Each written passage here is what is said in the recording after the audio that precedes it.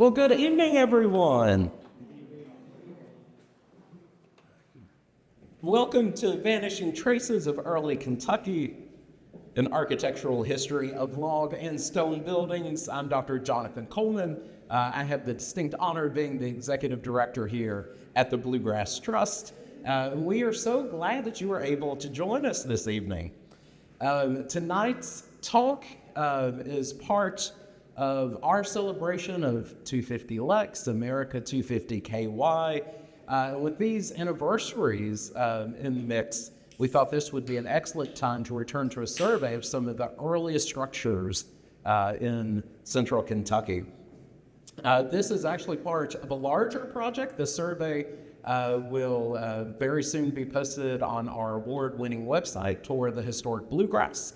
So free, interactive, digital tour site where you can go and actually see all of these buildings in more detail and learn a little bit more about their location. Of course, tonight's event is free, the survey is free, the Tour of the Historic Bluegrass virtual tour will be free, and all of that is thanks to our supporters and our members here at the Bluegrass Trust. And so I see a number of our supporters here, very grateful to you. And if you're not a member of the Bluegrass Trust yet, I definitely encourage you, make an investment in preservation. I think you'll be happy that you did. And what a time for preservation. We definitely need it. As you may have read, I don't know, even in the Herald Leader this past Sunday, the Bluegrass Trust is advocating for our historic structures all across central Kentucky through education, direct services, and sometimes real advocacy work as we make sure that smart development is at the forefront of everything we do in central Kentucky. And the Bluegrass Trust, we've been doing that now for 70 years. Last month we celebrated our 70th birthday, making us, it's a great. We're looking forward to what the next 7 decades will bring for preservation in central Kentucky.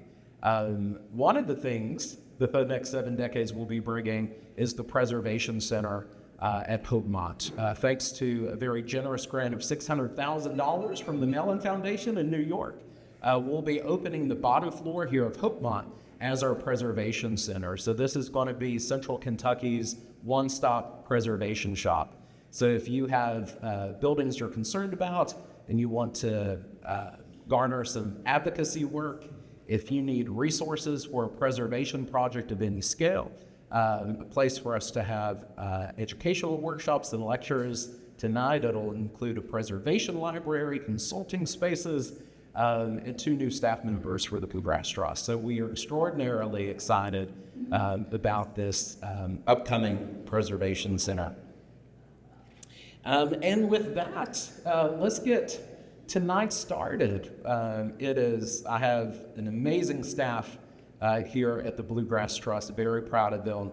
And tonight we'll be hearing from our Historic Preservation Manager, Dr. Zach Lindner, the man of the hour. Come on up, Zach.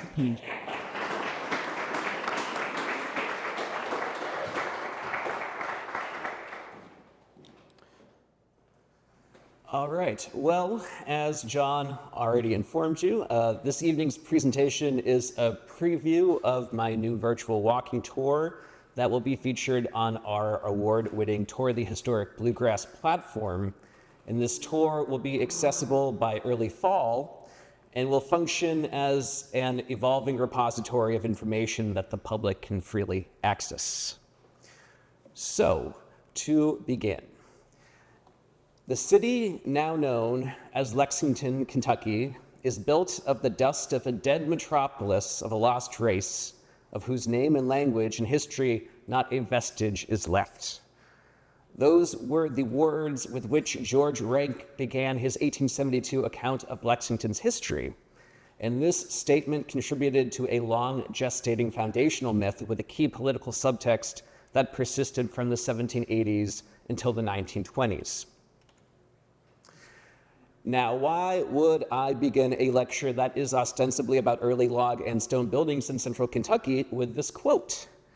Well, this project consciously veers away from the established historiography that valorized Kentucky's European settlers and their daring exploits. It doesn't shy away from the fact that this region's history is inextricably tied to land dispossession and exploitative forced labor practices. Still, I want to suggest that the preservation and rehabilitation of pioneer-era structures serves a valuable pedagogical and indeed ethical purpose.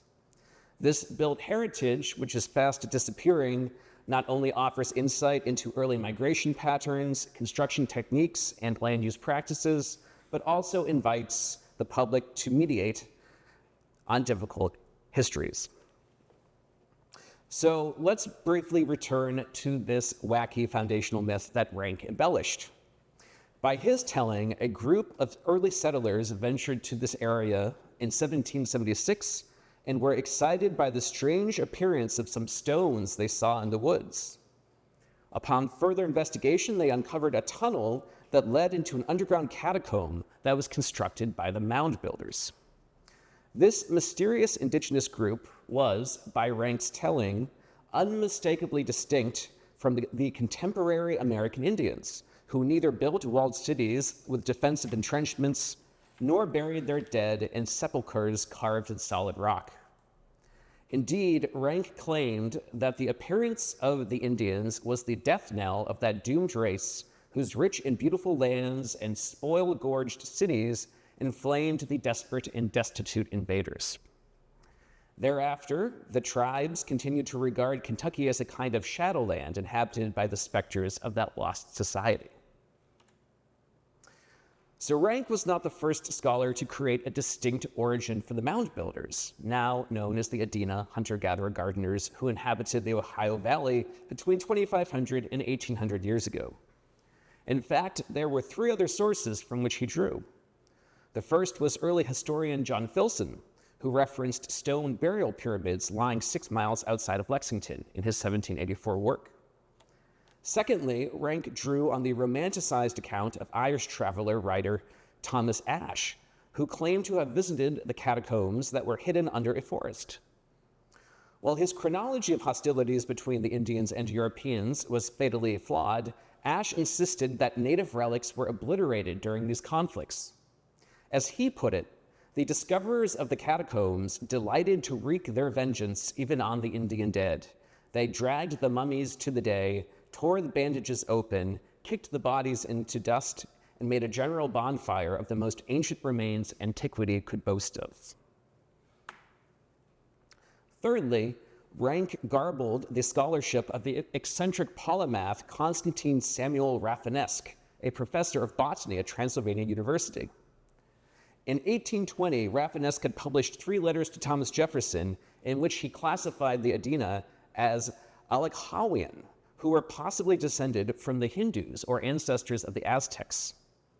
This hypothesis was based not only on the Alakhawians' advanced construction methods, but also on the presence of mummified remains within their structures.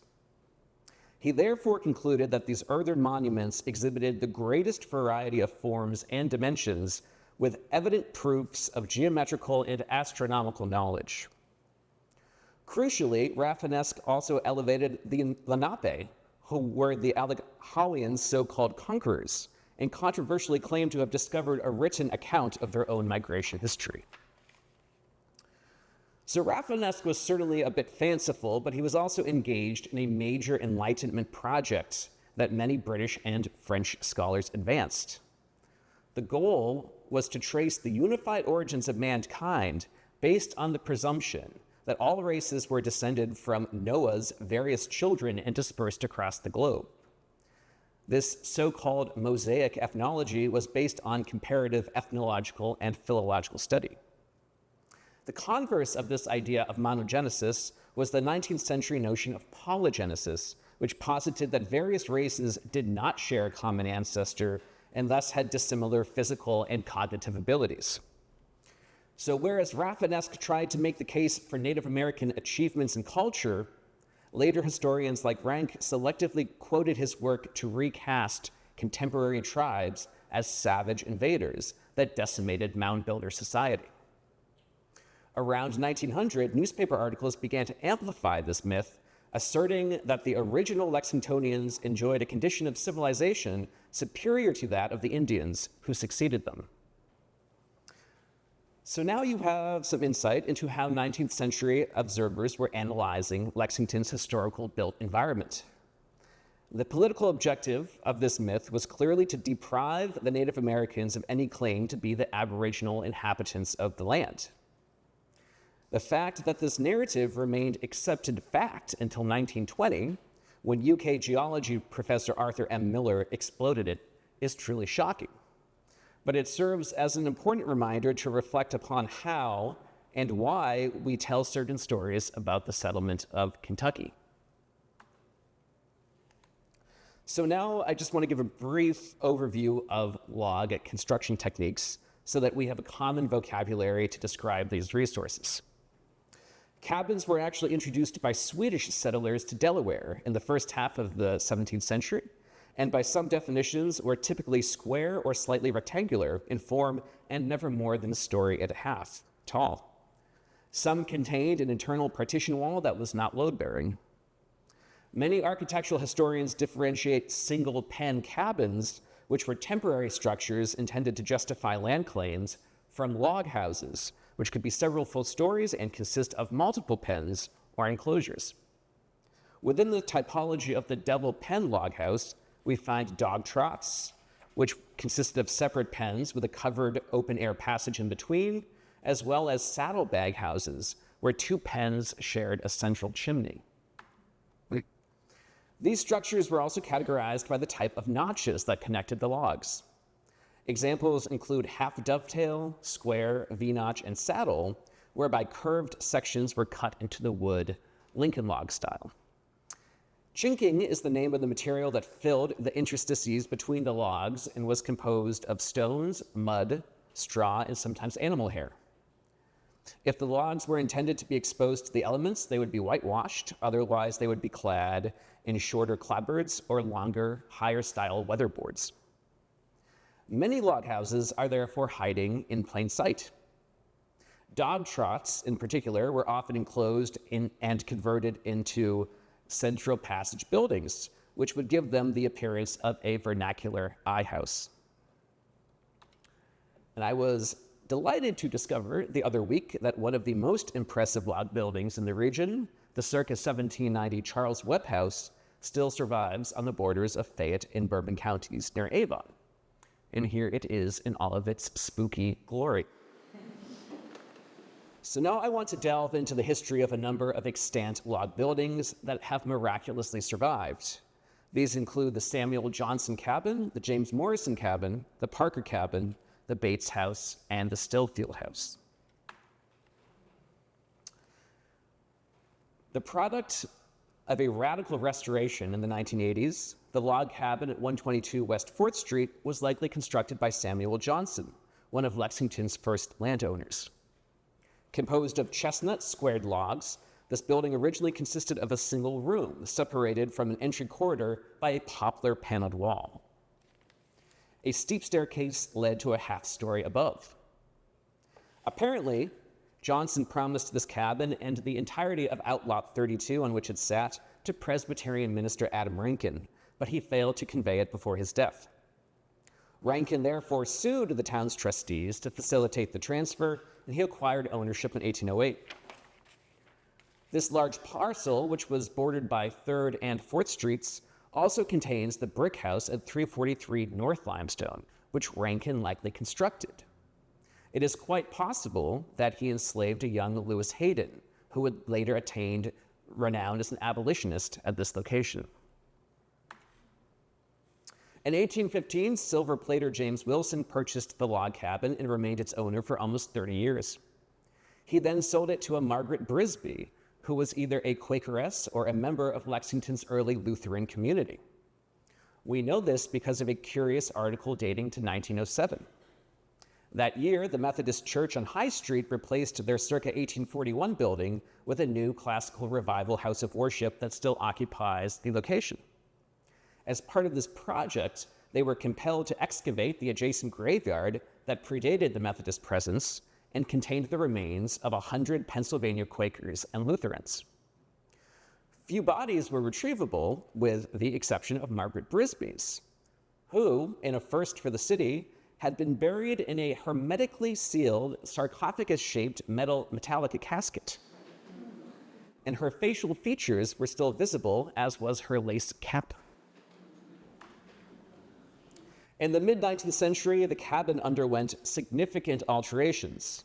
A full second floor was added and the chimney was extended, which converted the building into a gable front dwelling. Italianate features such as brackets were also affixed to the cornice and are still visible in a 1958 photograph. From this period onwards, a series of African-American families owned the property.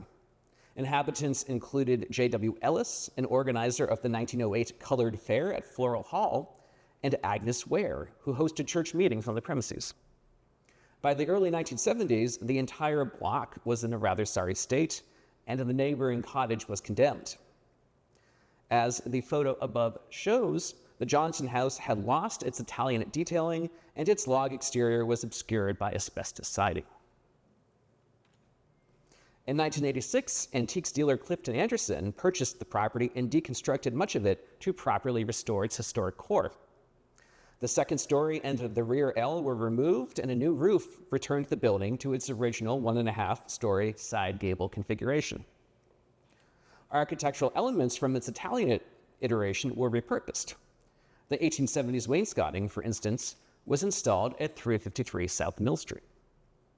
Currently, the cabin serves as overflow storage space for Anderson's trove of antiquities. So now let us venture several blocks west to the storied house at 318 West 3rd Street, the earliest portion of which dates to 1787. That year, Major James Morrison erected a one-room log cabin on what became Outlot 5. Previously, he had supervised the construction of Lexington's fortified blockhouse. This Morrison should not be confused with local magnate and enslaver Colonel James Morrison, a patron of education whose name graces Transylvania's old Morrison building. In 1790, Major Morrison conveyed this parcel to hemp manufacturer and civic leader Thomas January, and it was then absorbed into the latter's Mount Hope estate, which extended to North Broadway and included a rope walk along that road.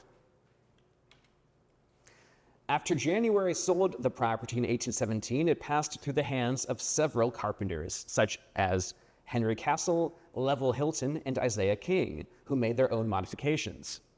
A one-room brick extension was added before the 1840s, while a framed rear room and second-floor addition appeared sometime after 1857. Isaiah King was a prominent Oddfellow, and, with the aid of architect Cincinnatus Shryock, organized a Christmas fair in 1867 to benefit the Widows' Home and Orphans College in Harrodsburg.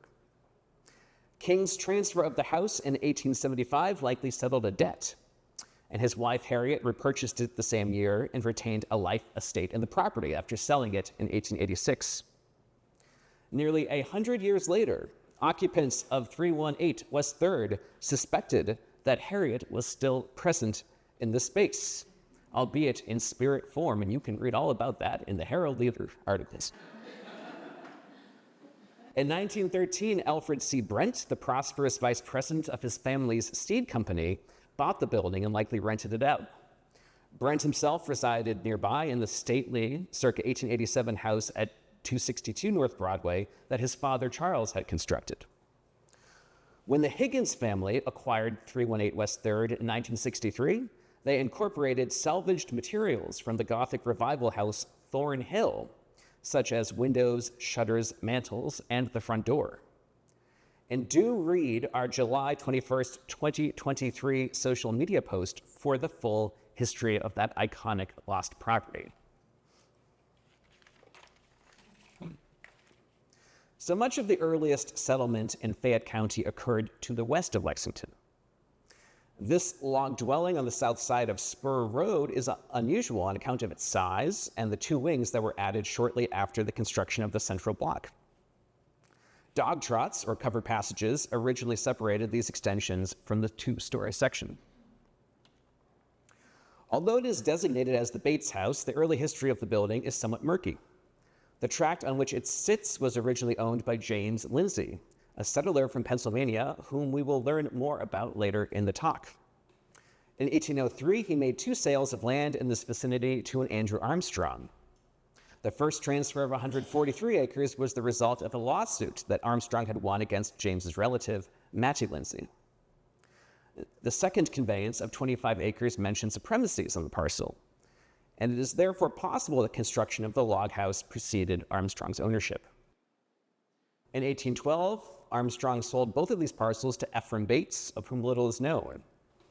One newspaper article lists him as a trustee of the nearby Bethel Church, which was hiring a builder for its new stone meeting house in 1816. In 1861, the property belonged to farmer William Pullen and remained in his family's hands for several decades. Augustus Payne then acquired the 210-acre parcel that included the Bates House in 1896. A native of Woodford County, Payne had ventured to Missouri in the early 19th century. Returning home in 1852, he acquired what became known as Homewood Farm and soon gained a reputation as one of Central Kentucky's best-known breeders of mules, roadsters, and saddle horses. In 1898, Payne conveyed this acreage to grandson Thomas Piet, who established Brookdale Farm as a horse boarding facility on land that encompassed the Bates House. Over the following decades, members of the extended Piat family maintained vast holdings along Yarnalton Pike. While Thomas managed Brookdale, his brother-in-law, J.D. Carr, operated nearby Crestwood Farm. In 1903, they entered into business with leading breeder Milton Young of Magranthia. During his career, Piat bred 5 Derby winners, including the legendary El Sab, Upset Lad, Windy City, Dano, and the Abbot. Aside from serving as president of the Thoroughbred Club of America, he also managed the Breeders' Sale Company and helped direct the Keeneland Association and the Lexington-Fayette County chapter of the American Red Cross. In 1935, Piat's daughter and son-in-law, Robert M. Young, took charge of the 320-acre Homewood Farm and diversified into tobacco cultivation. Piat himself died suddenly of a heart attack in 1965 at the age of 88. And the Don Alberto Corporation now owns the Bates House. And although I reached out to them for permission to photograph it, I've only heard crickets so far. But I can assure you that the building is currently sheathed and clapboarded, and it appears to be in decent condition. So at this point, I want to briefly touch upon 2 of the Bluegrass Trust's efforts to rehabilitate log buildings in Lexington. In 1988, we moved the circa 1784 John Parker cabin to its current location behind Parker Place at 511 West Short. Previously, it was situated across the street from Stony Point at the terminus of the Bluegrass Airport runway. Captain Parker was a leading citizen during Lexington's early years. Born in Pennsylvania, he enlisted with the Continental Army in 1774 and assisted in the fortification of Billingsport and Red Bank in New Jersey. Parker built this cabin shortly after moving to Kentucky and lived there during the construction of Stony Point in the 1790s. Aside from operating mills near the cabin and at Fort Spring, he was quite active in civic affairs. After serving as town trustee and magistrate, he represented Fayette County in the state legislature at various points between 1795 and 1819. John Parker was also the brother of Major Robert Porter Parker, who arrived in Lexington from Philadelphia in 1789 and obtained a 1,333-acre land grant 6 miles outside the city. His downtown property also included the parcel on which the Italian at Parker Place mansion now lies. A county surveyor, Robert Parker, was the father-in-law of Robert S. Todd and the grandfather of Mary Todd Lincoln. When BGT acquired the saddle-notched log cabin, it retained its original pegging and truss systems, along with tongue and groove ash flooring. After disassembling the building and storing its components for a time behind Pope Villa, we conveyed it to Mayor Scotty Baszler, who in turn gifted it to the Orphan Society that owned Parker Place. and that organization had intended to open it for school tours. Given this rich history, we are hopeful that the Parker cabin can be preserved for future generations to enjoy. This would require urgent repairs to the roof and foundation, or alternatively, reconstructing it on another parcel. We have informed the owner of the building's significance and are continuing to urge immediate action. And finally, I would be remiss if I did not mention the Stillfield House at 361 South Upper Street, which is one of the oldest houses in Lexington on its original site. Around 1805, wagon maker John Stillfield constructed this log dwelling on land he had purchased from hemp manufacturer David Dodge.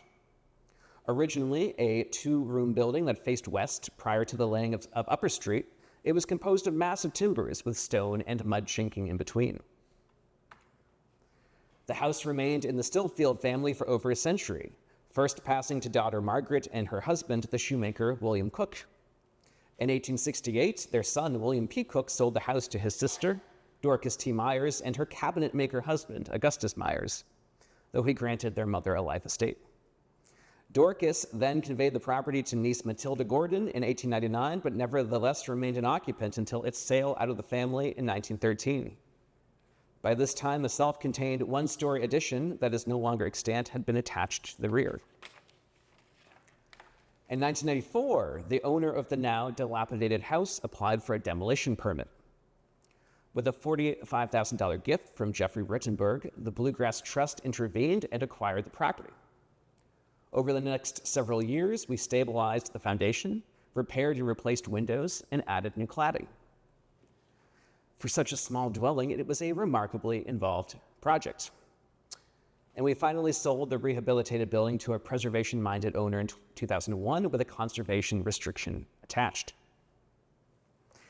Writing in the 1960s, architectural historian C. Frank Dunn reported that John Stillfield's widow had buried her second husband on the property. One family descendant interviewed in 1969 told of other graves that were covered with concrete slabs. The 1987 Kentucky Historic Resources Inventory Form even claimed that the house lay upon a Native American burying ground. And my perusal of census data in city directories has not corroborated any of these stories, but the truth is surely out there. So now for a change of pace. Much of the knowledge we have in Kentucky stone buildings we owe to Carolyn Murray Woolley, who designated hundreds of these resources to the National Register through a multiple property nomination and later published a book specifically on stone houses in 2008. I drew extensively from Murray Woolley's work for this project, but I also diverged from her approach in some respects. The National Register materials, which were completed in the 1980s, were quite cursory, with only 1 or 2 paragraphs allocated to significance. While Murray Woolley focused on the building's construction methods and their early occupants, I used deed records, census data, and historical newspapers to compile comprehensive histories of these assets. And conducting property research in this fashion produced some rather surprising results.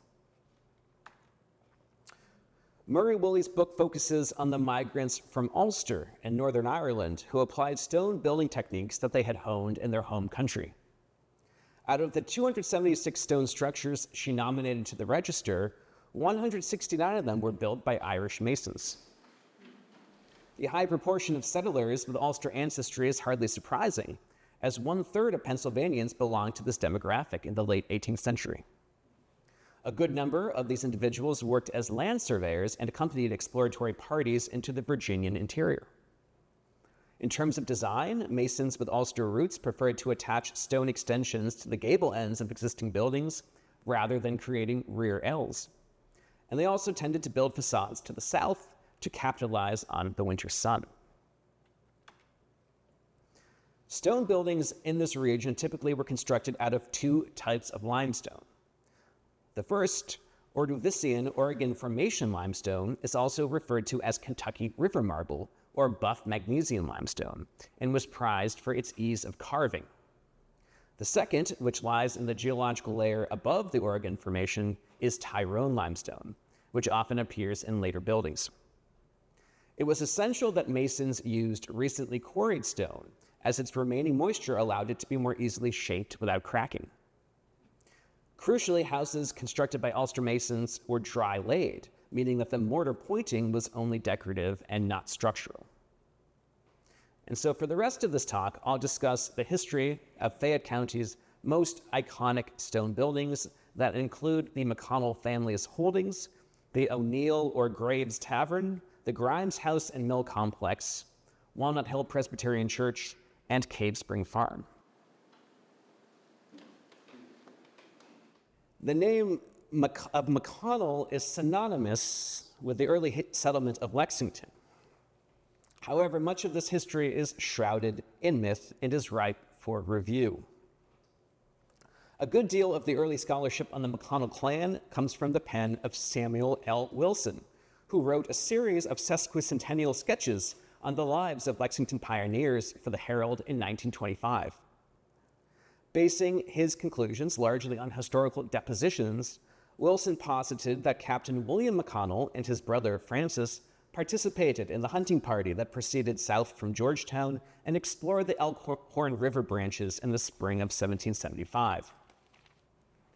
This cadre assisted William with erecting a temporary log cabin on the approximate site of what is now the R.J. Corman Depot, to the immediate south of Lexington Cemetery. McConnell proceeded to cultivate the land with native corn, which provided the basis for his claims to 1,400 acres per the Virginia Land Act of 1779. His brother, Francis, likely occupied the adjoining 1,400 acres to the east that extended to the sinking spring on the grounds of the future Eastern Lunatic Asylum. However, one of Wilson's contemporaries, W.K. Polk, contended that McConnell and Robert Patterson had actually journeyed to Kentucky together from Pennsylvania in November 1775, and therefore could not have participated in the naming of the area. Fearful of Native American assaults, they retreated to Harrodsburg and did not return to formally settle Lexington until 1779. By the early 1780s, William and Francis had established McConnell Station on the old Frankfort Pike at what may have been the shared border of their estates. John Filson's map from 1784 depicts this station, but not its individual structures. Both the National Register listed stone buildings at 1265 Manchester Street and 375 Lisle Road may therefore date to this period. We may begin with an examination of 375 Lisle Road, as the historical record for that larger property is marginally clearer. The eastern section of the house is almost certainly the original dwelling, and a 2.5-story addition was likely affixed to its west wall in the early 19th century. Regarding its builder, it is difficult to conclusively say what William McConnell got up to in his later years, as the town of Lexington in those days was also home to a tanner and a Presbyterian elder of the same name. This has created some confusion. Accepted wisdom held that Captain William served as an early town trustee, but one of the other Williams may actually have held that honor. According to Wilson, William Sr. passed away in 1793 and left his land to his son of the same name. When that William died in 1824, his heirs exposed some of his property, including the spring tract, to public sale. However, ownership of the stone house remained in the family. In his published recollections, early Lexingtonian William Levy recalled his social relationship with William McConnell's daughter, Mrs. George Robinson, who owned the farm with a stone dwelling house on it 1 mile from town on the northeastern side of the railroad, and afterwards owned by Benaiah Bosworth. The deed records confirm that Bosworth inhabited the property, as his 1849 will left the stone dwelling to his wife, Sarah, along with corn and hemp fields and an enslaved woman named Barbary. Benaiah Bosworth was a rather fascinating character whose exploits are fully chronicled in William Henry Perrin's 1882 History of Fayette County. In 1780, he migrated to Kentucky from Connecticut and established a hotel called the Elephant. The profits from this enterprise allowed him to buy much land bordering McConnell Station to the west. According to Perrin, Bosworth was strictly sober and industrious, a great reader, self-educated, highly intelligent, and a mechanical genius who became the first de facto doctor of the settlement despite his lack of medical training. He applied his talents by building a steamboat called the Old Kentuck that navigated Hickman Creek down to New Orleans, and he also received the first contract for paving Lexington Street with stone. In 1876, horse breeder Rufus Lyle annexed the William McConnell House and integrated this parcel with his vast holdings that extended past Leestown Pike. While the Kentucky leader described him as a man of a rough exterior, blunt in manner and speech, it noted that he was always honorable, warm-hearted, and generous in his impulses. It is likely that Lyle leased out the stone house to members of the Sugden and Foster families who acquired it in 1889. The 20th century evolution of the property began in 1925 when German immigrant August A. Bablitz purchased it. A former foreman at the Chicago-based Swift & Company meat packing facility, Bablitz had relocated to lead the Lexington Brewing Company's cooperage department. He soon attained a reputation as a key trade union advocate, and in one column for the Herald, confirmed the veracity of Upton Sinclair's sensational investigation into the packing industry. As Bablitz and his family lived in the bungalow at 276 Kentucky Avenue throughout the 1920s and 30s, it appears that he bought the McConnell property on behalf of his former employers, Swift & Company. That outfit officially acquired the parcel in 1937 upon Bablitz's death, and the William McConnell House continued to serve as an office for the adjacent livestock yards until the 1990s.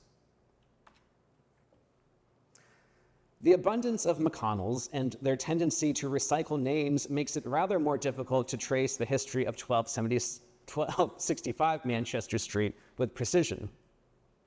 According to C. Frank Dunn's analysis, which has been taken as fact since the 1950s, this small hall and parlor stone house was the residence of James McConnell, another brother who inherited Francis's land after the latter died at the Battle of Blue Licks in 1782.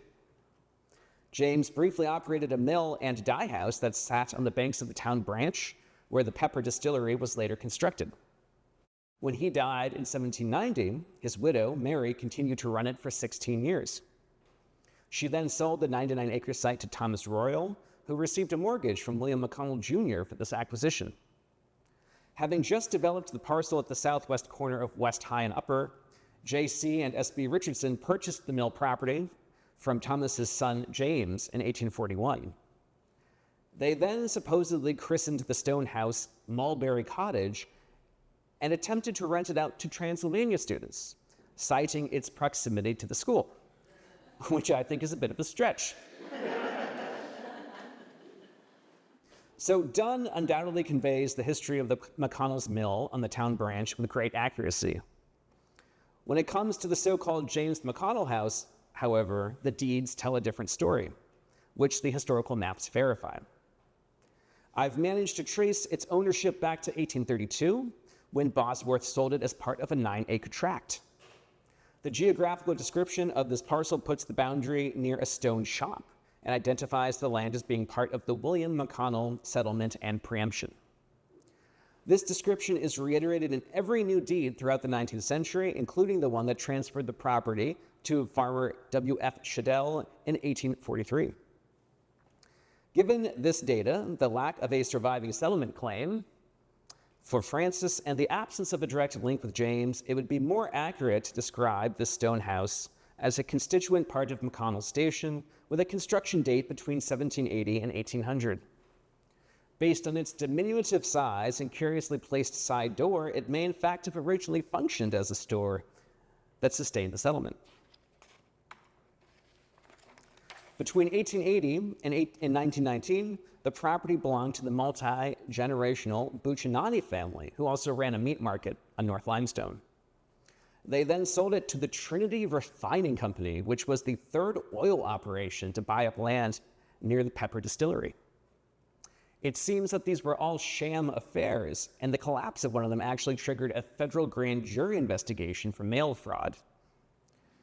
After this kerfuffle, ownership of the building passed to the Central Rock Company and then the Kentucky Department of Highways in 1973.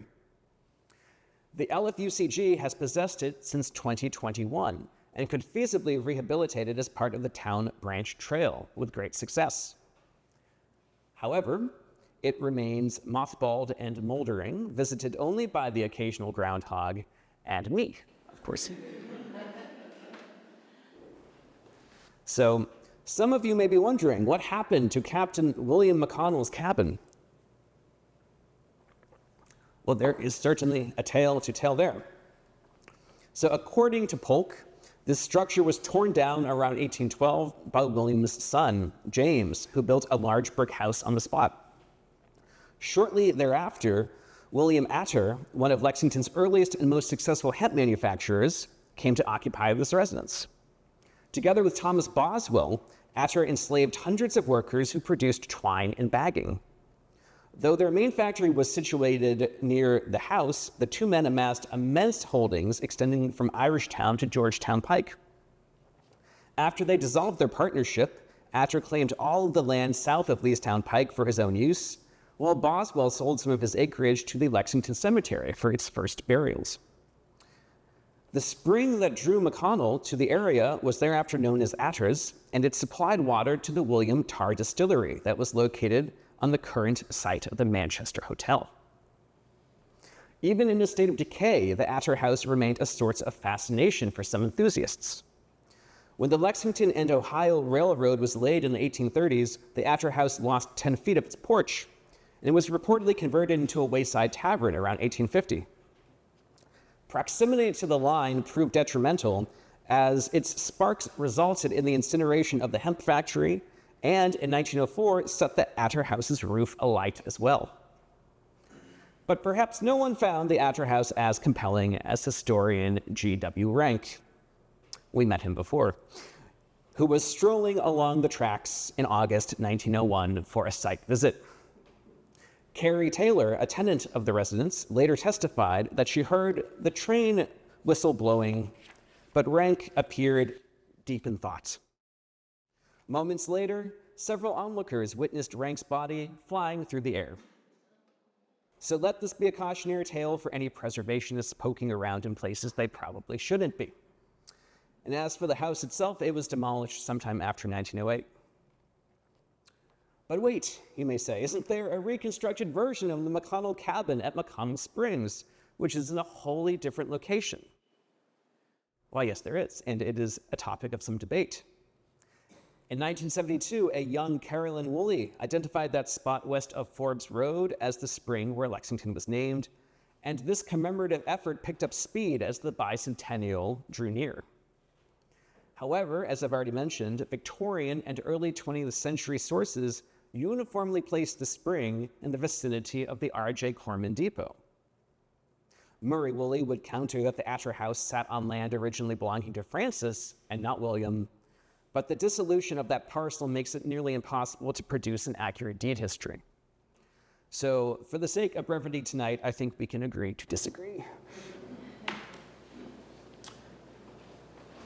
If you venture northwest of the McConnell family's domain into rural Fayette County, you'll soon enter the former lands of the Lindsay family.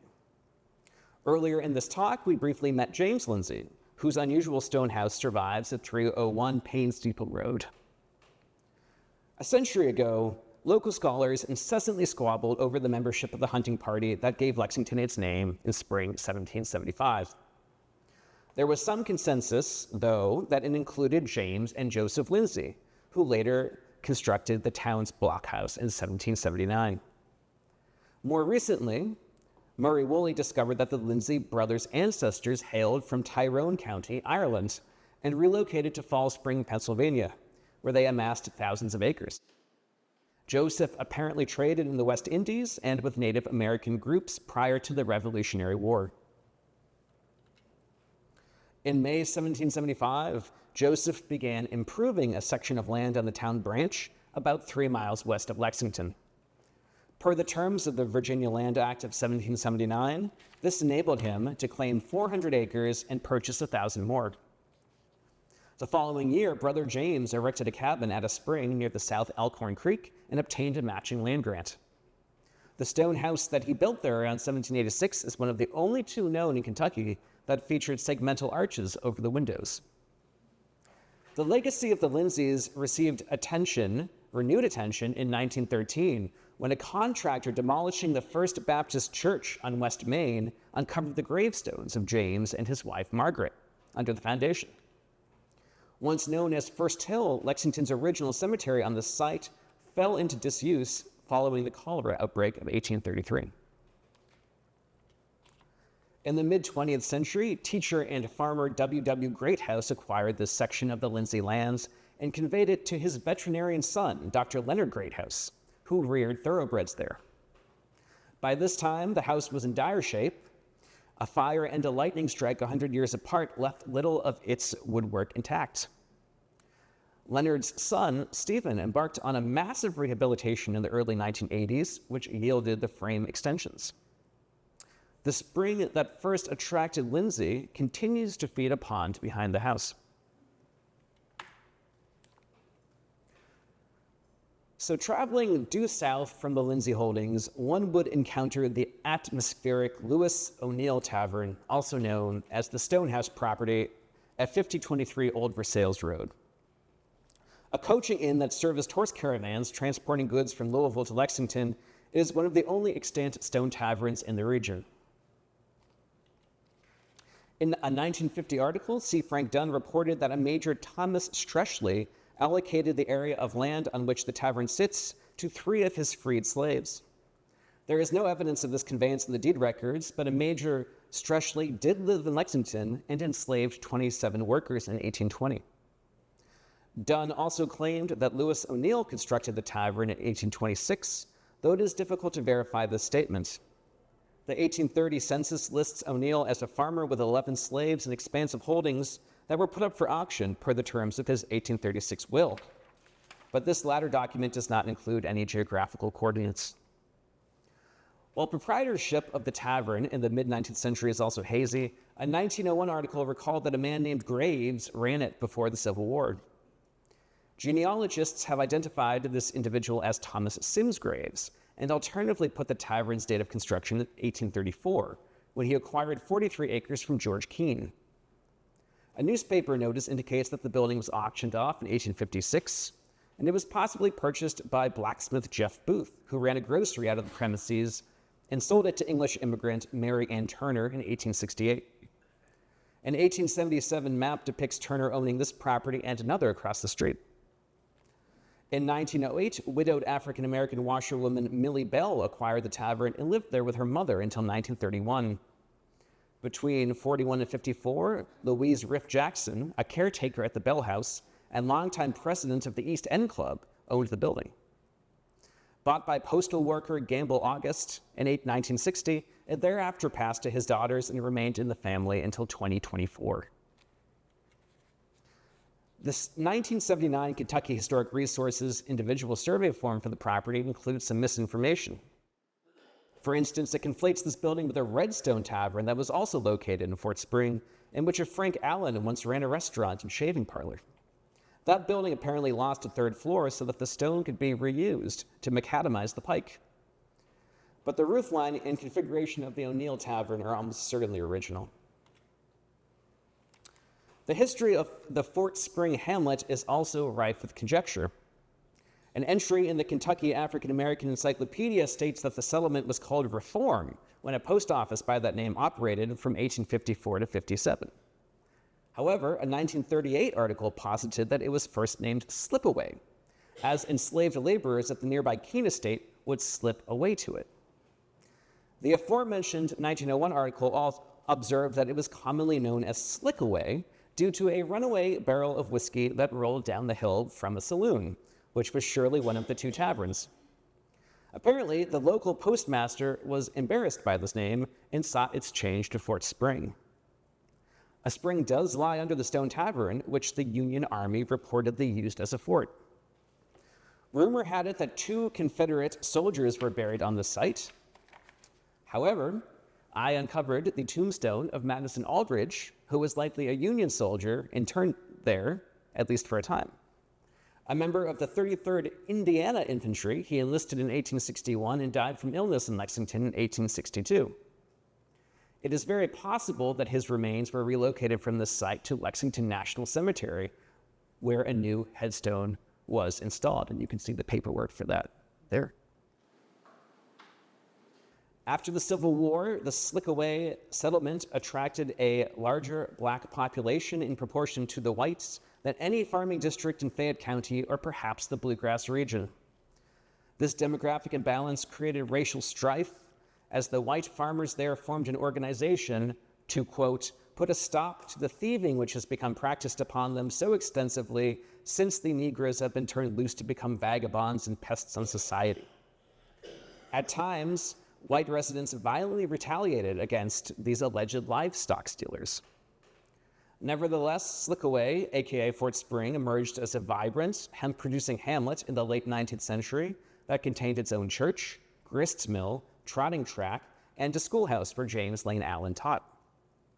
The National Register-listed Stone Tavern is the only extant building capable of conveying this history and illuminating this rural area's early development. And over the past year, I have tried my very best to find a new custodian for this amazing resource, showing it in person to 5 prospective buyers, and even writing the MLS listing for it. In this summer, it was finally purchased by a development firm out of Louisville, and I have been assiduously attempting to determine their plans for it, but to no avail so far.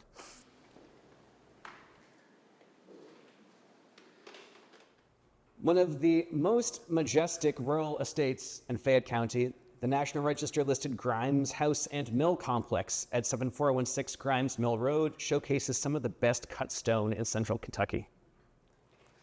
The early history of the property is hazy, which is partially due to an erroneous narrative that the Iroquois Hunt Club circulated when it purchased the abandoned mill.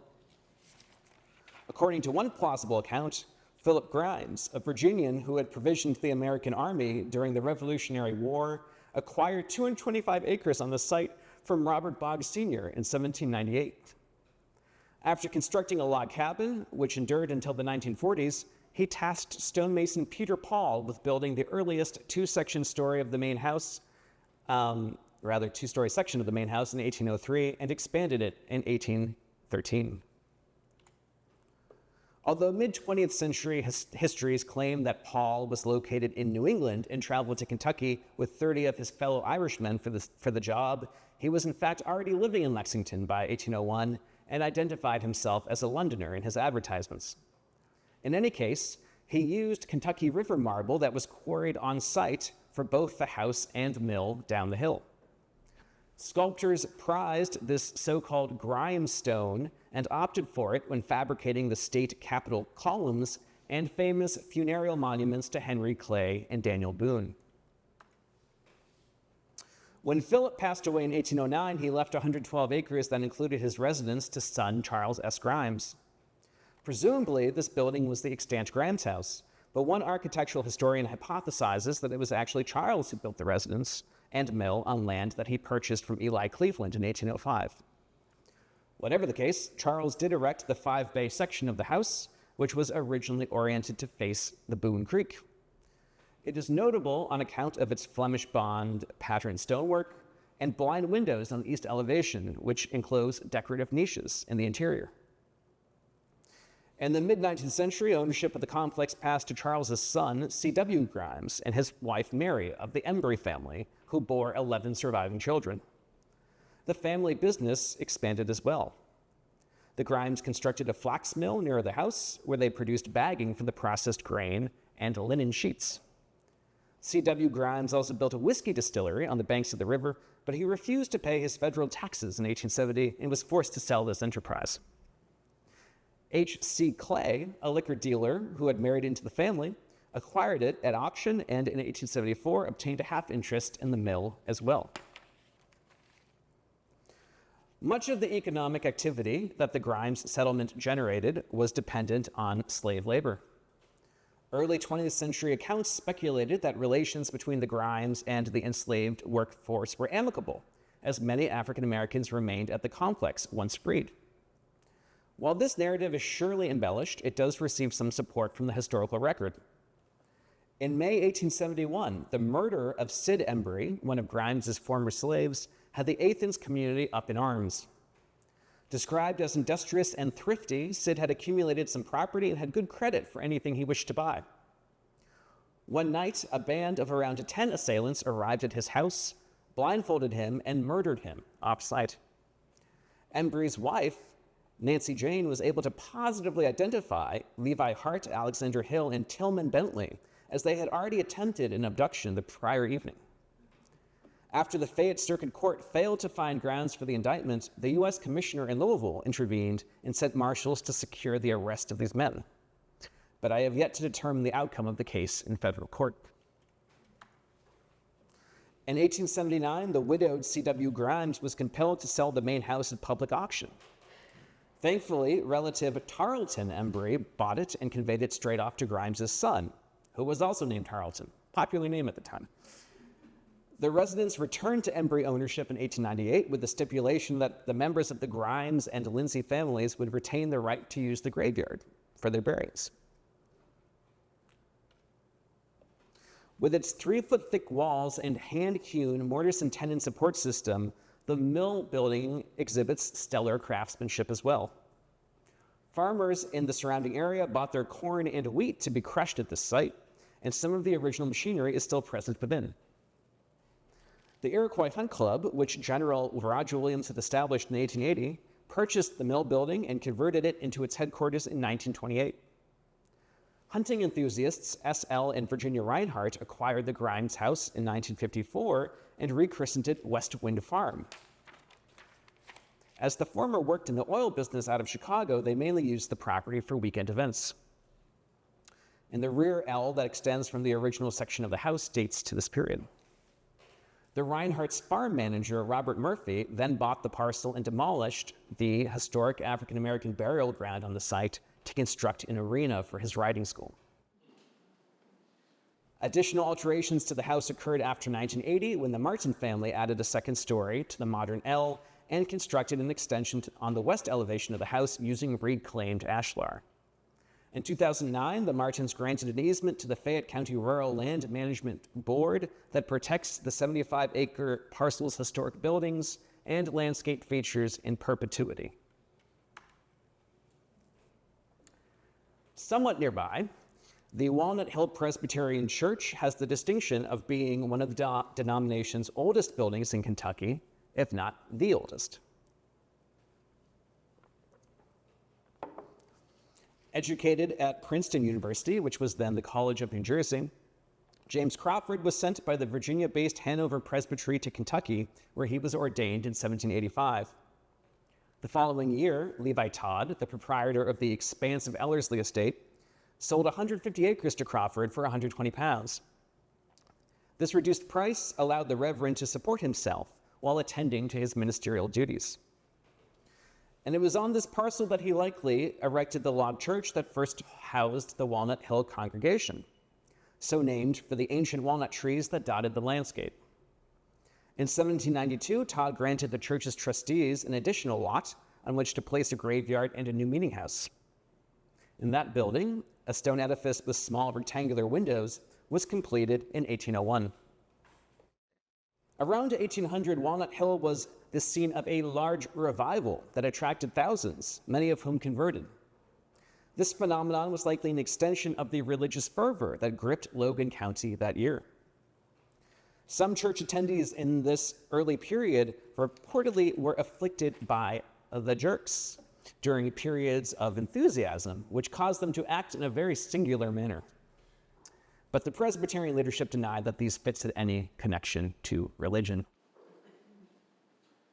After Crawford's death in 1803, the leadership of the church fell to his son-in-law, Robert Stewart, a former professor of ancient languages at Transylvania University, who also engaged in regional missionary work. Stewart himself was connected to the Todd family, as his wife was Mary Todd's aunt.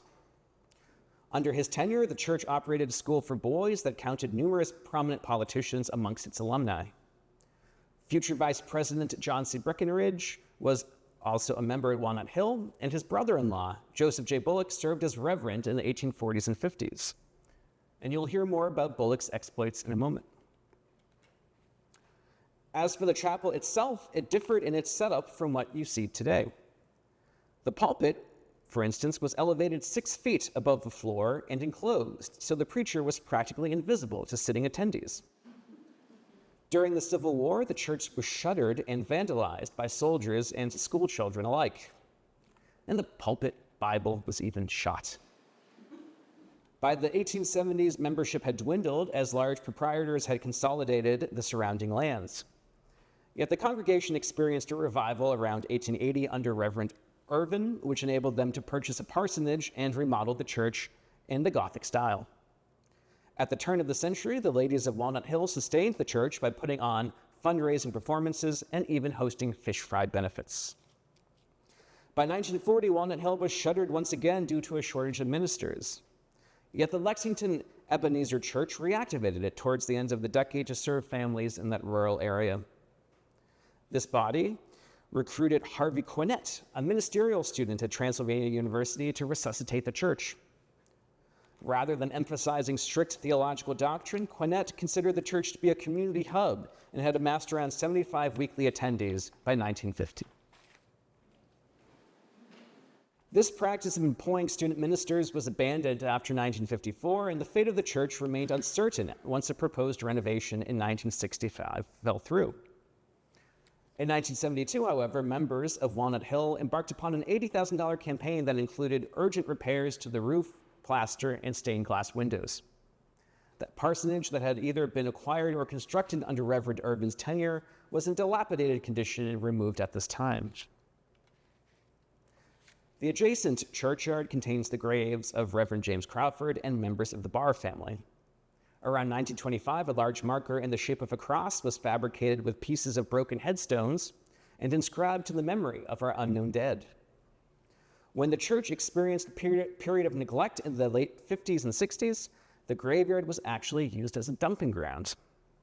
As part of the 1972 restoration, 18 truckloads of trash were removed from the site. And I took this photograph at a lovely detour we had at Walnut Hill last month. So only a short distance from Walnut Hill, Cave Spring Farm at 518 Athens Walnut Hill Pike dates to 1784, when Robert Boggs first settled in the area. And since that time, it has been the scene of many preservation success stories. Having emigrated from County Donegal as a child, Boggs accompanied surveyor John Floyd into the interior of Kentucky when it was still included within the boundaries of Fincastle County, Virginia. After assisting with the establishment of Boonesboro Fort, he ventured out with his wife, Sarah, and occupied a piece of land near a prodigious spring. Later historians noted that this camping spot was one favored by Indian tribes. After erecting a dog trot-style log cabin, Boggs commissioned Irish stonemason David DeVore to construct a rather grand stone house. The main block was originally detached from a separate kitchen, but Boggs bridged these two sections with a connector in 1800, which he used as a formal dining room. While the house was completed by 1792, a gravestone discovered in its cellar indicates that members of the DeVore family continued to inhabit the property until the mid-19th century. The extended presence of the DeVores is not terribly unexpected, as Cave Spring Farm largely functioned as a self-sufficient community, much like the Graves Complex or nearby Cedar Grove in Jessamine County. That latter property, which was the domain of the Newman family, similarly contained a log and stone house that was superseded by the brick residence that heir David Newman constructed around 1812. Interestingly, this Newman wed the Boggs' daughter, Esther, which speaks to the intertwined connections between these branches of the rural gentry.